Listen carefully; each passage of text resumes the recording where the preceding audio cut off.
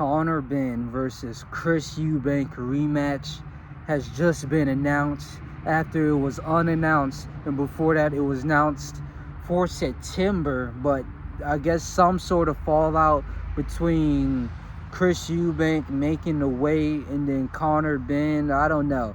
But Conor Benn had made a fight with Shakur Stevenson, or they had verbally agreed before this. I guess that fell through. It's a whole lot of shit happening now. But overall, at this moment, we have Conor Benn versus Chris Eubank 2 for no titles. Not even a real division, really. I guess it's at 160. I don't know what they gained from this besides doing their father's bidding or something. Because I had the opinion of this fight was fucking useless in the first place, and it's going to be useless in the second place.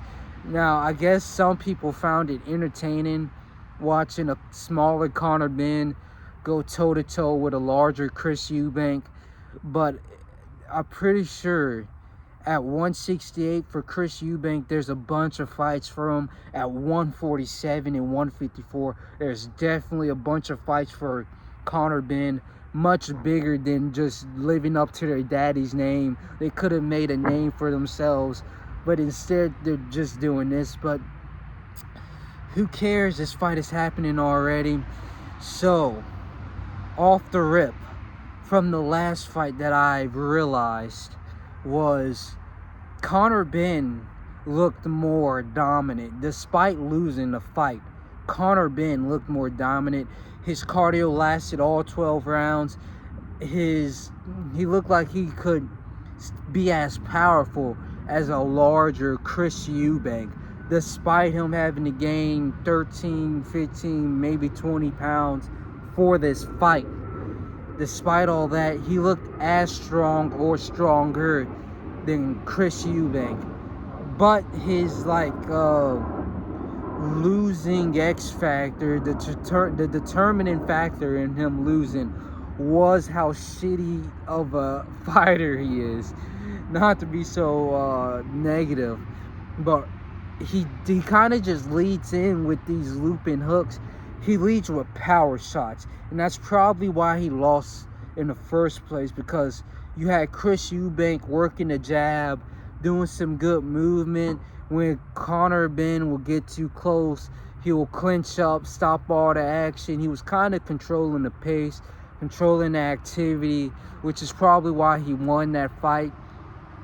But that didn't stop Conor Benn at all. He held through all 12 rounds, and it looked like Chris was a little bit exhausted. He was shaking on his legs, his arms was low down to his hips. He wasn't as in much position as Conor Benn, at least in my opinion. But that didn't stop him from losing. Now, I guess they could change a few things in this next fight. Conor Benn could work on learning what a jab is, and then Chris Eubank could stop complaining about making a weight of 160 and start working on his cardio. And then this might be a perfect fight. You might have Conor Benn, leading with the jab, insane power shots. I saw him getting rocked a few times, or I saw him rocking Eubank a few times in that fight.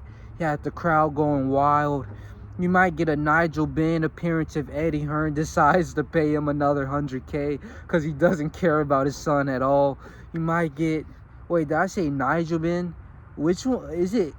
That was completely wrong. Nigel Benn is the one that actually loves his son. Is the one actually training his son. It's Alex Eubank, is it? Chris Eubank, is it? I don't know.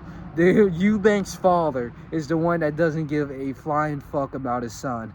He only appeared because Eddie Hearn paid him, or Turki Al-Sheikh paid him a bag to be next to his son. He had to pay him to be next to his son. But either way, this might be another exciting 12-round brawl. I don't really know what these fighters can necessarily gain from this, but who knows? It might be... I don't know, whatever the UK market likes. In my opinion, I would prefer this fight to go more along the lines of a Christian and Billy and Lester Martinez. Or yes, they're brawling, yes, they're throwing, but you have Martinez leading smart, slick counters, and then you have Billy showing insane grit. Now, they both showed grit, but the counter, it was kind of just a slugfest, and it didn't necessarily live up, in my opinion, to the hype. Who knows? It might be even better the second time around.